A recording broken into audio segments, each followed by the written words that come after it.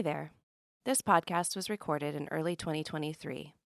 With the acknowledgement that our world and current events shift every day, we hope you enjoy this slice of life from our community's voices.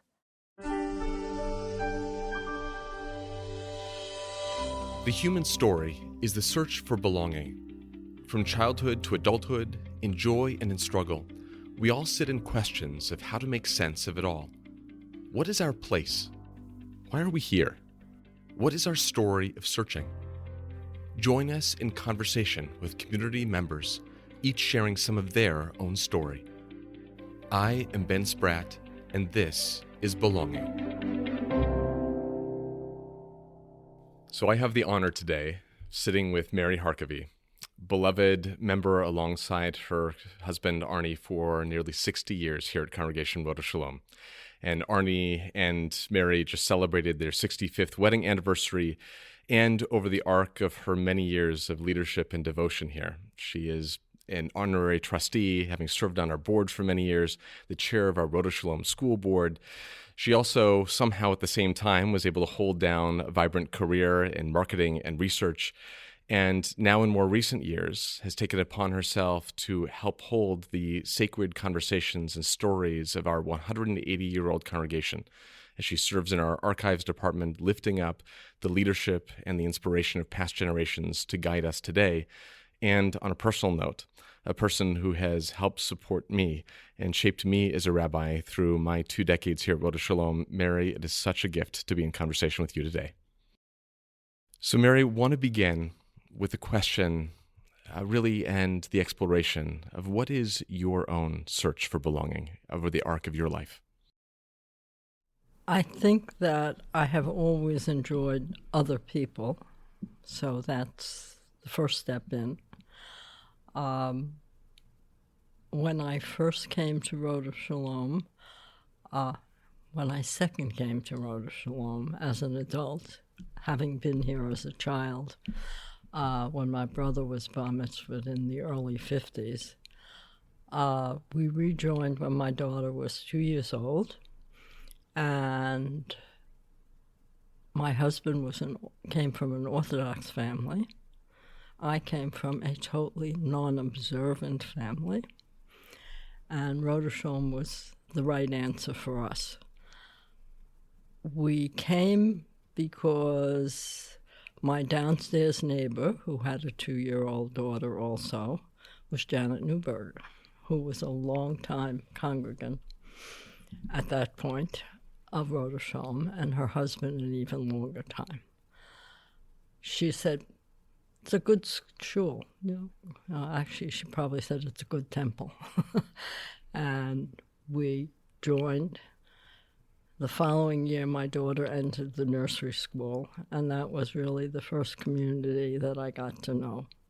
When Hub Greenberg died, who was a member of our board of trustees, Norman Schaffler appointed me to fill his spot on the board, so that I could then become the next chair of the school committee,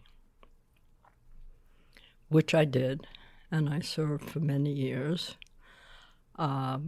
We went through the process initially of hiring Erwin Schlachter in my early tenure, and then helping guide the school to really what its format is today.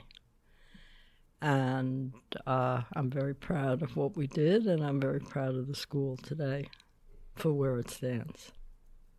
I was an active member of the board. I went on to be treasurer for 4 different presidents. When I retired from my business career in 2008, Chuck Weiss put a memo in, I guess it was, in those days it was probably in the Chronicle, and said he needed help in the archives.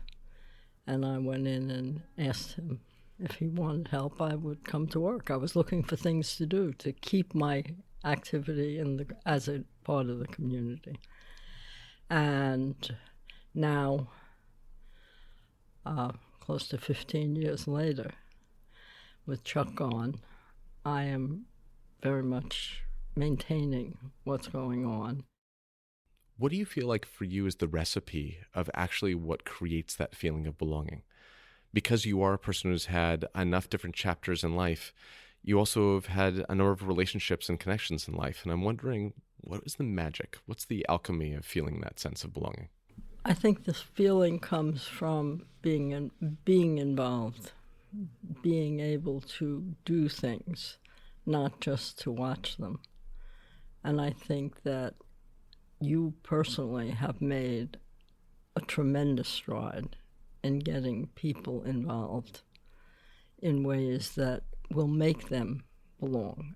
Our involvement initially started because our children were friends. And I think we all know that you make friends with parents of your children's friends. You make friends with other friends in a community if you don't have children.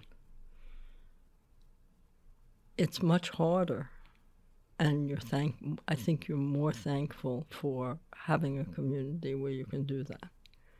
And I think the diversity of our community today, where there are many families that are not traditional families and may or may not have children, or the older adults who come back, they look for a community where they can make friends. I think friendship and personal relations are a big key. And so I want to build off of that because I want to go back to one of our first interactions together that was about 20 years ago, Mary. And we might have had earlier interactions, but I remember specifically this one. And this was actually in 2003. So I had just started as an intern here at Rodeph Sholom and was trying to make my way around some of our leadership and find a way in, basically learn what is the essence of this place, what does it mean to be a clergy person here. And with the suggestion of Rabbi Levine, I got to sit down with you and a few other congregants. And I remember distinctly, I was asking you for advice. And you specifically said to me, you got to make sure that you listen to the kids. And I remember asking you, what do you mean by listening to the children? And you said, all we're doing here is we're trying to make sure that a rising generation, a new generation, knows that they are part of a much bigger story. But we also need to know that we're not the only ones that have things to teach, that they have things to teach us as well. And even as you're sitting here getting advice from us, just know that they're going to have some advice as well, and make sure you turn attention there. And I think back over all the times that we've had together, Mary, and one of those things that's a thread is I think you've always known that the heart of this place is people. We have one of the most beautiful buildings of any synagogue in the entire world, and it creates such sacred moments for all of us. But I think you're right that it's friendship, that it's connection, that it's people. So for you, when you're thinking about some of those people that have mattered to you along the way, tell me, what are some of those people, and what do you think are the ways in which they have changed you or affected you in your own life? I think I learned from all three that you just mentioned very specifically, but I think I learned from other people too. And I guess I've always tried to be a good listener. And I learned from them. I learned about Judaism, which I did not know before. I learned from Rabbi Hirschberg. I learned from Rabbi Levine. I've always tried to take advantage of the education that was here. I've now taken Hebrew 3 different times, and I still can't speak it, and I'm probably one of the few people in the synagogue who cannot read it or speak it, and I'm very happy when I can follow the prayers because I know them by heart, not because I'm reading them from Hebrew, because I've given up on that. Language was never my forte. So I think I've learned from friendship. I think you enhance your life by the people that you know around you, many of whom have done lots of successful things. And things I would never even go near. Our closest friends really are Joan and Arnie Schickler, who were members here for many years, and their daughter Sloan, who was very active for a long time before she moved to Connecticut. I've learned a tremendous amount from both of them. Joan, who is an advocate of sports and the theater, I learned a lot about that. And I think that broadens you as a human being. So people connection is a very important thing. And I think it also highlights one of the great challenges of our time is the degree of loneliness, the feelings of isolation, the kind of ripping and rupture of a sense of community and society, which is certainly the ills and ails of today, I think points to why that's so important. I'm wondering, what do you think tend to be the barriers for people to find that inspiration from other people, to find that sense of connection and friendship? I think you need opportunity, which is one of the things that the synagogue provides. It gives you the ability to meet other people in a very friendly environment with a common interest, be it the program you're attending per se or the synagogue at large. I know as you get older, the idea of isolation, no matter how full your life is and how wonderful your family is and how many children and grandchildren you have, it is more isolating. You don't travel in the same circles that you did. You don't have a business environment that could add to that community life. And the fact that I'm still involved in synagogue, I feel has helped me tremendously. Many of the people I am friendly with, acquaintance, not close friends, are all younger than I am. That helps a lot. So it helps as you aging teaches you a lot about isolation. I'm thinking back over all of the interactions, all of the conversations we've had together, and the way in which you somehow bring joy into that inquisitive spirit. And I think about some of the questions that you've asked me with a smile on your face. And it makes me think about the kind of security it takes to be a person who asks questions. I feel like right now in the world, there's so much fear. I feel it. Fear about what's going to happen next. Fear about, does my life actually matter? Am I doing something that's worthy in this world? And from that place of insecurity, I think a lot of people get into the pattern of tremendous telling. When we often talk about conversations, what we really mean is waiting for my turn to talk. And that's never been you. You have always led with questions. And I'm wondering, where do you get your security from? Where do you get the willingness to not just tell us the incredible nature of your career and everything you've done here, that we often have to drag that out and dig that out of you? Because really, you're just interested in learning about the people around you. Where does that come from? I always say you have to be able to get up in the morning and look in the mirror and like the person that's there. And I think that's a very important part. But I've been very fortunate. I have a wonderful husband. I have wonderful children, and they've married wonderful people, and they've given me great grandchildren. And I think that all helps. I think that's what helps you have confidence and move forward.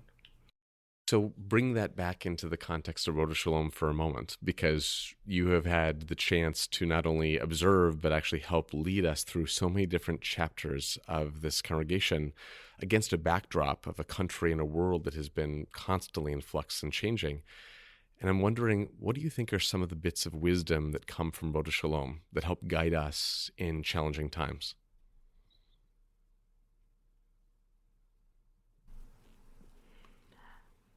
I think the continuity of Judaism, understanding where the Jewish people have come over the millenniums, has helped. I think being part of the Reform movement, as opposed to other streams of Judaism, has tremendously helped, because I feel it is a forward-going belief with a very ancient controlling factor. And I think that's good. I think that's helped a lot. And, I think about what it is to be a part of a congregation that is one of the oldest legacies of any congregation in New York City and has changed so much in those many years, and yet has always had that feeling of continuity. And I think the secret of it is going back to some of the wisdom that you've lifted up, is that we feel like we're in relationship, not just with each other, but relationship across generations, that there is a sense of love and honor and homage. And so when you think about some of the generations before you here at Rodeph Sholom, what do you think you've drawn from them in helping to bolster generations like myself and those younger than me? I think I've learned from all of them. When I think back to people like Sidney Leader, who are a generation before me, basically, or Sam Abrams, who were two men that I knew well growing up in this congregation. I look at amazingly at what they had, and they were very different men. And one was steeped in Jewish background, and one was not steeped at all, was the traditional, non-traditional Jew of the 40s and 50s. But how they managed to be part of the community and lead the community was always admirable to me in very different ways. Norman Schaffler, all of blessed memory, was yet a third kind of person, and pretty much my mentor on the board. And I look to these men as really accomplished and helping to build a community and keep the community. I guess it's maintaining the community was key. And it was important to me, and I think I learned from them. Beautiful. So for those of us who are wanting to walk alongside you and continue the work of shaping the future of this home of belonging for our congregation, what do you feel like is some of the work ahead for us? How to interact with the rest of the world. I think that's frighteningly difficult going forward. I think we were able to do it in an environment where, as a Jew, you were not afraid. And I'm not sure that's true today. And I think the knowledge that we have of so much that's an issue in the world, which we now find in our own country, is the most frightening to me. I still think America is the best place to live, but I don't think it's the same, as good as it used to be, because there's too much division. It's no longer have two opinions and come to a solution. It's now have two opinions and go in your own way, and the country be damned. And I think that's a problem. I couldn't agree more, Mary. So if we're going to go back and think about your journey, and we're going to think about a person who has devoted herself so deeply to helping other people find their own sense of belonging here, and we're going to think about some of the magic of what you see going on right now, whether it's in your home, in the city, around the world. For you, what's sparking some joy and delight for you? What's raising that smile to your face?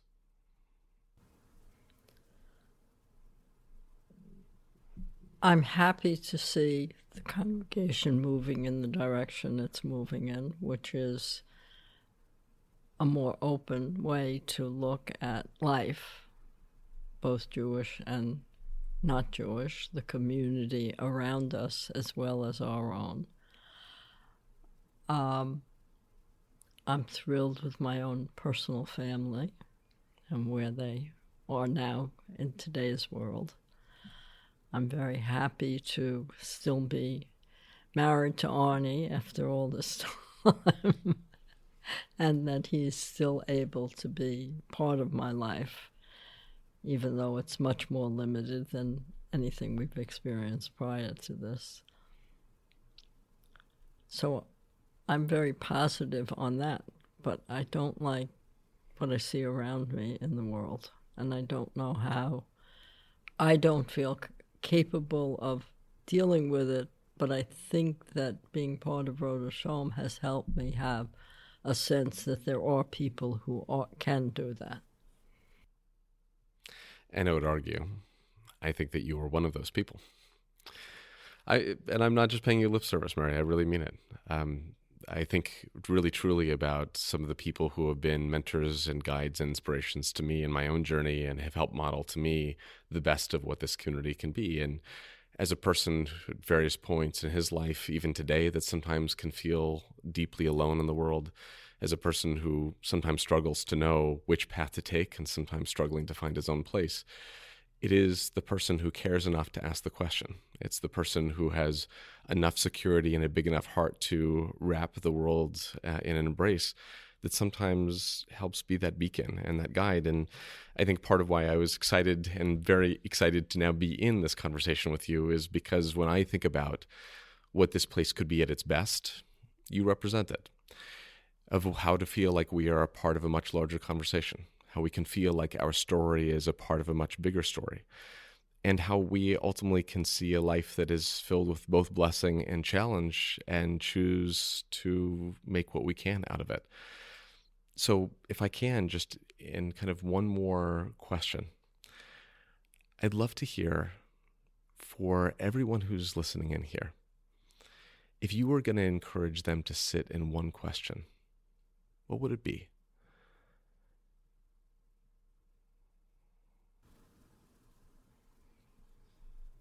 How can we make a better world? I love that question. Both because it assumes a we, and that's not the assumption that a lot of people bring these days, and the idea that that's possible. So if I can flip that question back to you, how do you feel we can make a better world? Expand the love of family, which is the closest circle you have, whatever that family may be, and respect for one another at that level, and hope that it will emanate out into the broader family, broader world.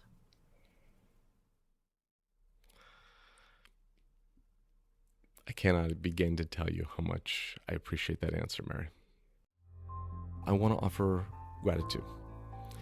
It is not very often I get to sit in conversation with truly a person that I love dearly, but also a person that I know that has been at the heart of shaping so much of the leadership of Rodeph Sholom. And I want to offer gratitude for this conversation because you have given us so many different layers of reflection and wisdom today. And I look forward to so many getting to sit at your feet, at least maybe for right now, over audio. But I hope that people also feel courageous enough to reach out to you to sit more in person and see the way in which you yourself are slowly knitting together this world. Grateful for you, my friend. Thank you, my dear. Thank you for joining us and listening to this story of belonging. Stay connected with us on Facebook and Instagram. You can find me on Twitter at Ben H. Spratt. For more information about CRS, visit us online at rodeph sholom.org.